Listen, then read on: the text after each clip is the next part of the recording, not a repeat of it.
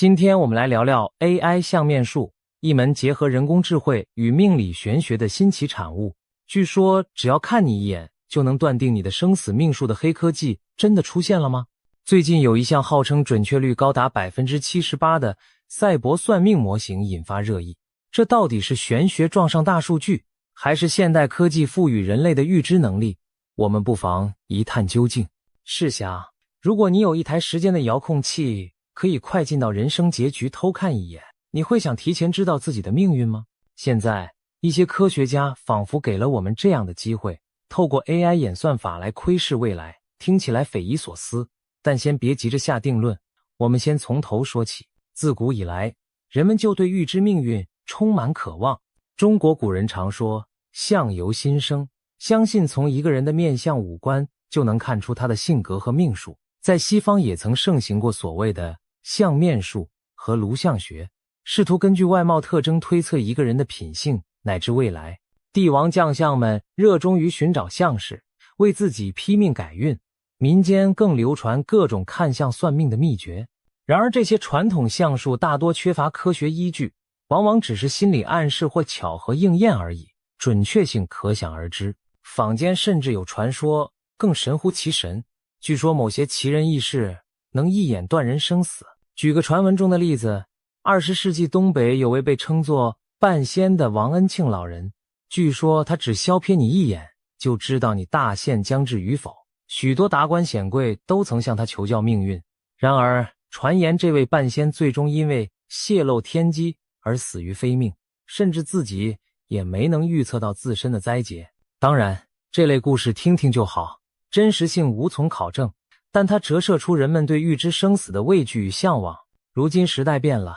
站在我们面前的不再是须眉洁白的算命先生，而是冰冷高速运算的 AI。AI 不会有什么天谴报应的迷信说法，可它带来的影响和后果或许一点也不比传说中的半仙小。其实早在人工智慧刚兴起时，就有人试图用它来重现相面术。不少研究者尝试训练电脑从人像照片中推测一个人的某些属性，仿佛要打造出数位时代的相命先生。2016年，中国上海交通大学有研究团队就宣称找到了一种演算法，可以透过分析人脸的几何特征来分辨谁是犯罪者，号称准确率高达80%。当时他们提取了上唇的曲度、两眼间距、鼻尖到嘴巴的角度等指标，试图找出演算法眼中的犯罪长相。消息一出，舆论哗然。这种说法仿佛让人回到了19世纪的颅相学时代，把一个人的道德和命运简单的与长相挂钩。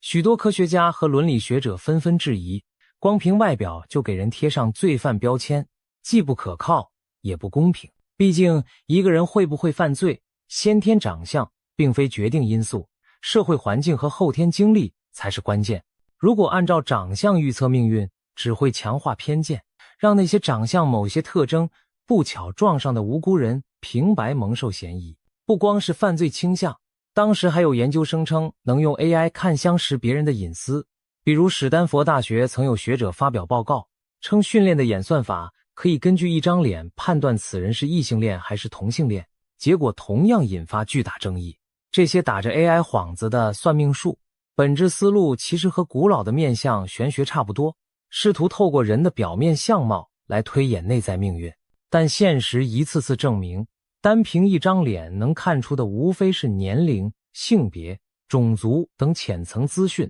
深层的性格和命运走向岂是几道眉纹就能决定的？演算法如果以带偏见的数据为师，只会学到带偏见的结论，结果就是披着科技外衣的老黄历没有多少可信度。因此许多人把这类 AI 相面嗤之以鼻，认为不过是将古老的玄学搬上了电子计算机，充其量是高科技的迷信。然而就在大家对 AI 算命不以为然的时候，最近出现的一项研究却让人大跌眼镜。科学家们真的训练出了一个似乎能预测命运的 AI， 而且准确率高得惊人，高到仿佛让人觉得命运真的被他算出了大半。这一次 AI 不是只盯着人的一张脸看，而是读取整整一个人一生的各种数据，用大数据说话。这个模型被研究者戏称为 LifeRWAC，是由丹麦科技大学和美国东北大学的团队共同开发的。为了打造它，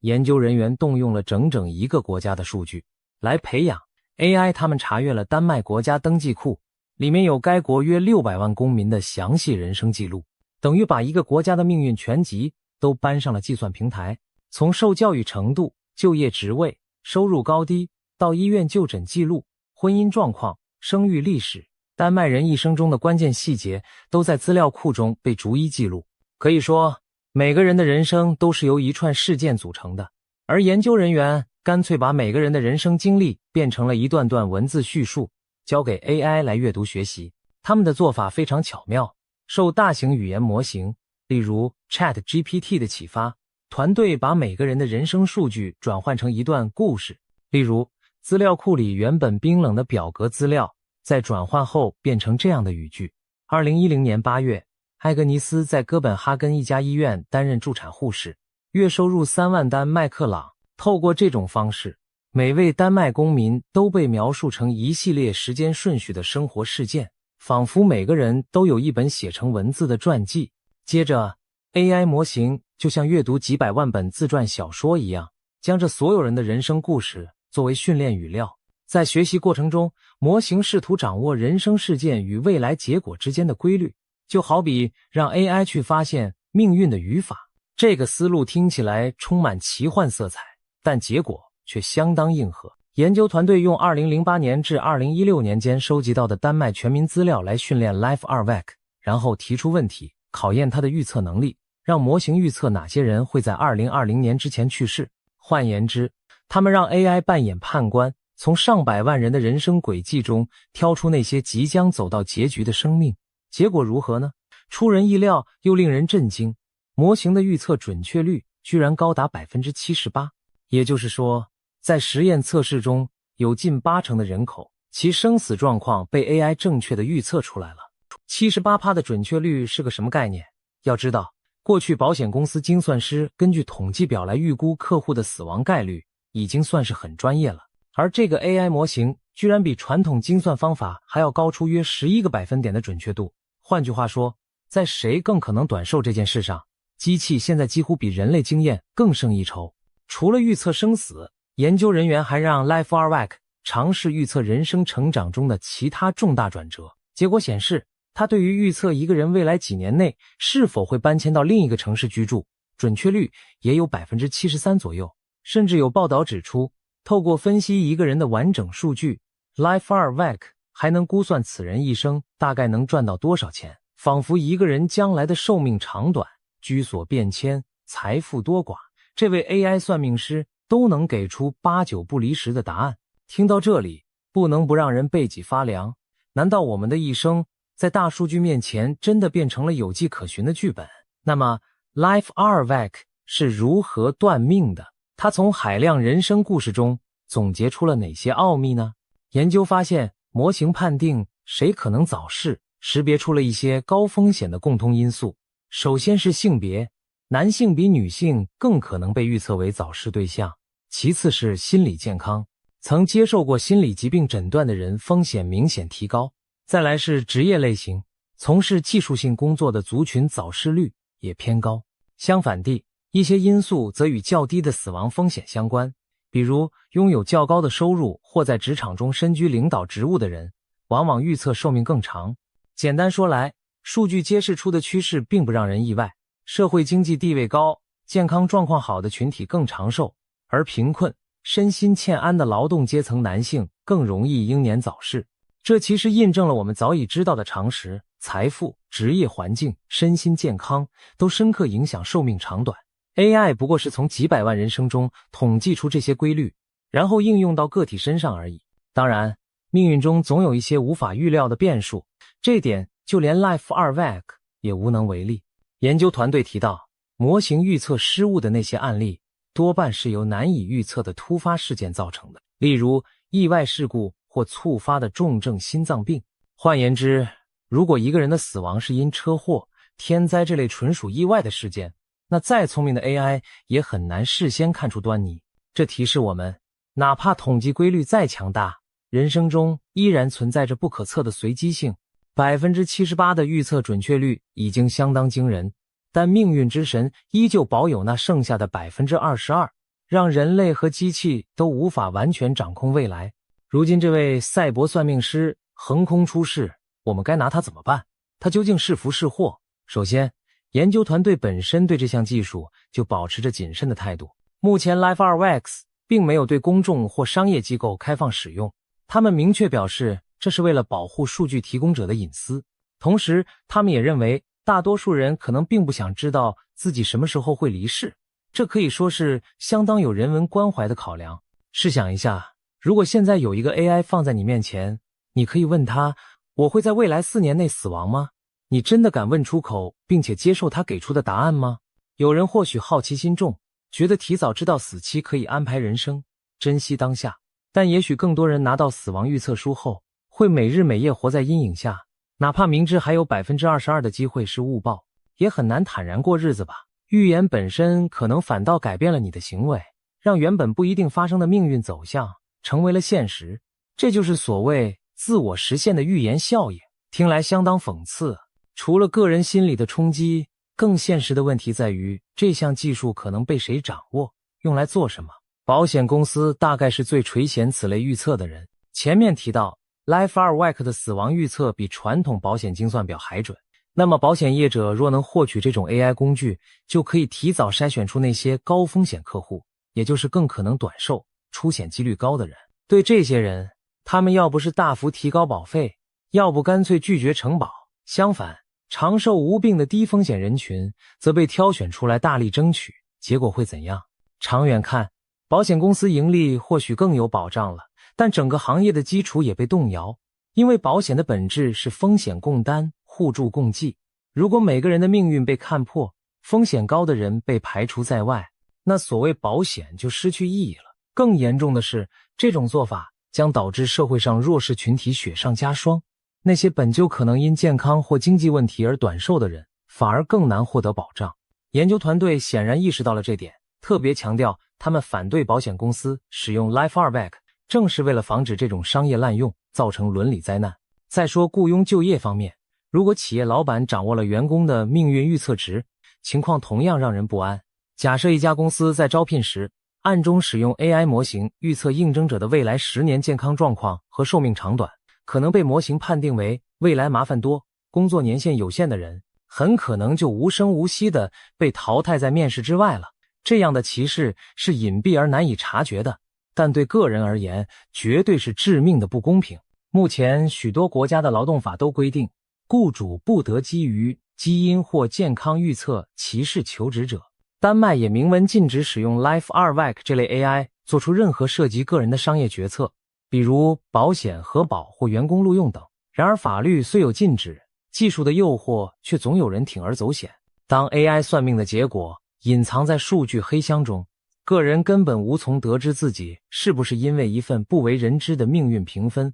而与机会失之交臂。我们不得不担心，这类技术一旦广泛应用，如果缺乏监管和透明度，势必会加剧社会的不平等。往更大的层面想，若是政府机构掌握了全民的命运预测呢？正面的可能性是有的，比如公共卫生部门可以利用模型预测结果，提前识别出高风险人群，并采取措施干预。假如 AI 指出某些地区某类人群在未来几年早逝率偏高，政府可以及时投入医疗资源，改善环境，推行健康管理计划，与命运赛跑，把预测的坏结果扭转过来。这是理想情况，用科技造福社会。然而历史教科书告诉我们，权力和预测的结合往往暗藏危机。如果一个集权政府迷信这种技术，可能会走向对民众的极端控制和压迫。最极端的假想是，政府根据每个人的预测寿命或健康风险，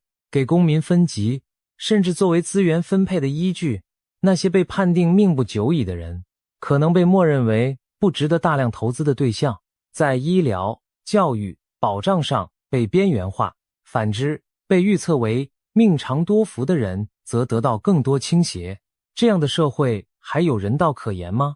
这种情节听起来像是危言耸听，但并非没有先例可循。在经典科幻电影《千钧一发》中，未来社会透过基因检测对新生儿做出一生的评价。基因优秀的人被视为有效人士，享受特权；基因有缺陷的人被标记为无效人士。无论多么努力，都处处受限。那部电影揭示的正是对预测技术滥用的担忧。而 AI 算命若不加以约束，极可能成为另一种形式的预言锁链，把人的一生困在统计概率的框架里。所幸眼下我们还没有滑到那一步，但技术的发展速度让人不得不未雨绸缪，提前思考伦理边界该划在哪里。事实上，对能预知命运的技术，人类早在技术出现之前就通过文学和艺术进行了很多探讨和预言。其中一个著名的例子来自科幻小说大师罗伯特·海因莱因，他在将近1个世纪前创作的短篇小说《生命线》中就描绘过与 Life 2Vec 颇有几分相似的情节。小说中的科学家皮涅罗博士发明了一台神奇的装置，能够测出人体的生命线，准确预言出一个人会在何时去世。消息传出后，整个社会一片哗然。寿险公司视皮涅罗为眼中钉，因为他的机器如果普及，人们买保险前就已经知道自己的死期，那保险业不就破产了吗？于是保险财团联合起来对他展开围攻，先是把他告上法庭，要求禁止他继续泄露天机，甚至有保险公司老板动了杀机，雇凶想暗地除掉他。面对巨大的压力，皮涅罗在法庭上提议用科学实验来证明他的机器准确有效。他当场为多位志愿者测算寿命，并让公证人封存结果，日后验证。期间发生了一幕令人唏嘘的插曲，一对新婚夫妻前来测算，皮涅罗读出他们极短的生命线，预感到这对年轻人将不久于人世。他不忍心透露真相，只谎称机器故障，极力想阻拦两人离开。然而这对夫妻还是开车走了，结果在回程路上不幸遭遇车祸，双双身亡，印证了皮涅罗的预测。最终皮涅罗也无法逃脱命运小说的最后，他同样死在了自己预言的时间点上。而那名行凶的保险公司代表也受到了法律的制裁。生命线小说情节虽然虚构，却一语成谶般道出了现实中的种种隐忧。预知生死的技术一旦出现，首先受到冲击的就是既有的商业体系和道德伦理。而预知本身并不等于改变，哪怕知道了未来该发生的悲剧似乎还是会发生。更让人深思的是，掌握预言的人类自身往往成了恐惧和冲突的来源。正如故事里人们对待皮涅罗的态度一样，我们今天看到 Life 2Vec 的出现，仿佛就印证了海因莱因当年的想象。虽然现实中的 AI 算命还达不到100%的神准程度，但那些保险公司的焦虑、普通人的矛盾心理、法律和伦理的博弈，却已经隐约浮现在我们眼前了。科幻巨匠们早有预言，当人类获得近似先知的能力时，最大的挑战往往不是技术本身，而是我们如何应对随之而来的改变。除了海因莱因之外，许多科幻作品都曾探讨过用科技预测未来的可能性。另一个经典例子是艾萨克·阿西莫夫在《基地》系列小说中提出的心理史学概念，透过对无数人行为的统计，可以精确预测出整个文明未来的走向。在小说里，这门学问甚至能预测星际帝国几百年后的兴衰。尽管那只是天马行空的文学想象，但细想之下，我们今日所处的大数据时代不正朝着这个方向迈进吗？当然，目前的 AI 还远远谈不上算出国家兴亡，不过对个体命运的预测已经初见端倪。一如阿瑟·克拉克曾经说过的名言，任何足够先进的技术看起来都和魔法无异。昔日只有算命先生才能信口开河的本事，如今 AI 真的以科学之名部分地实现了，这让人不禁感叹，我们是不是正在经历一场魔法变现时的科技奇景？话说回来，预知未来是一回事，如何对待未来又是另一回事。正如很多神话传说所暗示的那样，知道自己的命运未必是福。古希腊的卡珊德拉能预见特洛伊的毁灭，却无人相信，他的诅咒成了无解的悲剧。中国传统文化中也有天机不可泄露的诸多告诫。一旦我们真的从 AI 那里得到了命运的提示，我们能否用智慧去化解，而不是被预言绑架？也许乐观的看，AI 算命能成为警钟，提醒我们注意健康和风险，从而改变原本不好的结局。比如他预测你10年后罹患某疾病风险很高，你因此现在就开始锻炼，改善生活习惯，最终避开了厄运，这样预言就成了好事。然而也有另一种可能，有人得知自己命中难逃一劫，从此自暴自弃，果真走向了预测中的结局。预言带来的心理暗示力量不容小觑，我们能否保持理性，不让宿命论侵蚀自己的意志，将是对人性的考验。对整个社会而言， AI 算命提出了前所未有的新课题，我们是否准备好迎接这种预知未来的能力？法律和伦理要如何跟上，才能确保这技术被善加利用，而不是沦为压迫人的工具？从隐私保护到公平正义，从个人心态到公共政策，每一项都需要认真思量。我们也许无法阻挡技术的进步，就像无法阻挡人类探索命运的欲望，但我们可以决定技术的用法，可以为它设定边界和规范。正如研究者所强调的， Life 2 类的模型应该服务于人类福祉，而不是伤害我们的价值观。总而言之， AI 相面术让科幻走进了现实，也让我们真正开始面对预知未来这件事的复杂性。它既带来激动人心的可能性，也伴随着令人不安的问号，是玄学还是大数据？或许两者皆有。它有点像魔术，拆解开来却是实打实的统计学和资讯科学，但当统计精准到一定程度，又确实与算命无异。我们站在一个新的门槛上，一只脚踏进了预知未来的领域，另一只脚还留在充满不确定性的现实人生中。如何在这门槛上站稳，将决定我们未来的走向。最后不妨自问一句，如果有一天 AI 真的能几乎100%算出你的生死祸福，你会选择知道还是不知道？这个问题没有标准答案，但可以肯定的是，无论科技多发达，人类对自由意志和未知希望的追求不会消失。我们或许会从 AI 那里得到一些答案，但命运的剧本最终如何书写，依然要靠我们自己。在算法给出的预言之外，我们永远拥有改变未来的那份主观能动。与其说 AI 一眼能断生死，不如说它为我们敲响了一记警钟。未来的走向也许藏在过去和现在的种种细节里，我们每个当下的选择，其实都在共同塑造着尚未到来的命运。既然如此，预知本身并不是终点，我们真正需要思考的是，知道了可能的未来后，我们打算如何面对它，改写它。这或许才是 AI 相面术带给我们最大的启示。